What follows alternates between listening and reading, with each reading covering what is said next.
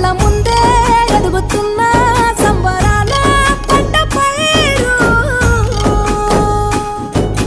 వంద గడపల మందన పల్లె గోడగట్టని గూడుల పల్లె చెరువుల తుల్లటి చల్ల షాపోలే